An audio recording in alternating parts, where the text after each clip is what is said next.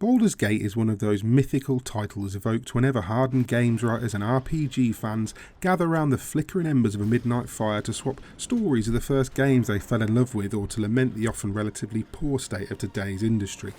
BioWare's seminal classics set the stall for franchises like Neverwinter Nights, Divinity, Pillars of Eternity and their own Dragon Age. With the current resurgence in the popularity of Dungeons & Dragons, it's the perfect time for Beamdog to port Baldur's Gate over to current consoles and show us all how it used to be done. The Enhanced Edition comes bundled with Baldur's Gate and its sequel Shadows of Am, or Ammon, or Amna, or we'll just call it Shadows of Am, as well as the various expansions to both games. There's a huge amount of content to get through here, the same as we saw released in the PC editions, pushing way beyond the 100-hour mark if you're intent on seeing everything both games have to offer. Be ye not mistaken though. Despite the rejigged UI, lick of paint and HD character portraits, these are still 20-year-old games, and newcomers may need to adjust their thinking to accommodate that fact. For example, you can opt to play in the new story mode, which makes the game a walk in the park, but veterans of the genre and fans of the franchise likely won't play lower than normal difficulty, and the challenge hike is real. Purists may even choose to play by the true D&D 2nd edition rule set, which is another thing altogether. You begin by creating your protagonist, which in itself can take a while. In time-honoured D&D fashion, it's not as simple as just modifying a face and choosing a race. Each class has several variants which alter stats, abilities and equipment. A ranger might opt to be a beastmaster for instance, or a thief could choose to specialise as an assassin or a bounty hunter. Each character has a moral alignment from lawful good to chaotic evil, which affects how they interact with each other, the NPCs and the world. Stats can be rolled and re-rolled and tweaked within their parameters, and you can choose to be adept in certain weapons and techniques. Levelling is slow, and the gear you use will have a bigger impact on how you progress than the numbers you're chasing. After creating an avatar, you can also create an entire party of 6. Although you'll meet and recruit various PCs of all different classes, races and alignments as you play, this is my preferred method.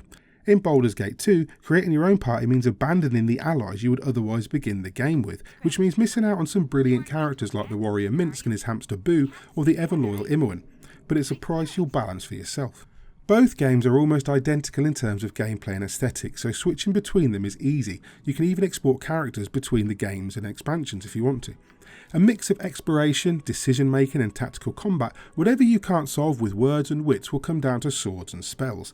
The tactical pause allows you to use the abilities and talents of each party member, with magic users summoning units to the field or crowd controlling enemies, or thieves and assassins hiding in shadows to shake off threat and then backstabbing for increased damage. On lower difficulties, you probably won't care whether your paladin is turning the undead or your mage is hurling magic missiles or fireballs, but at normal or above, you want to make the most of every available skill and advantage.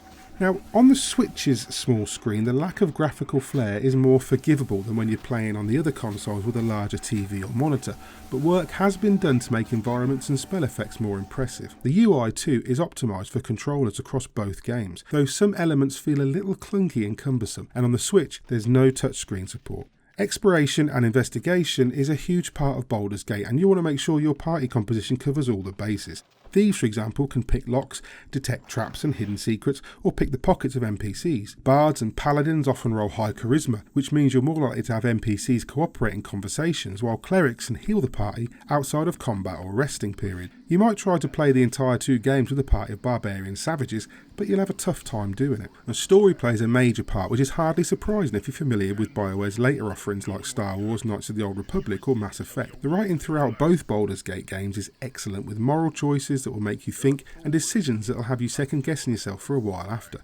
Small niggles aside, the Baldur's Gate 1 and 2 Enhanced Edition bundle is a great opportunity for anyone who missed these classics to see what all the fuss is about, and for anyone like me who spent a good chunk of their teen years immersed in BioWare's genre-defining masterpieces.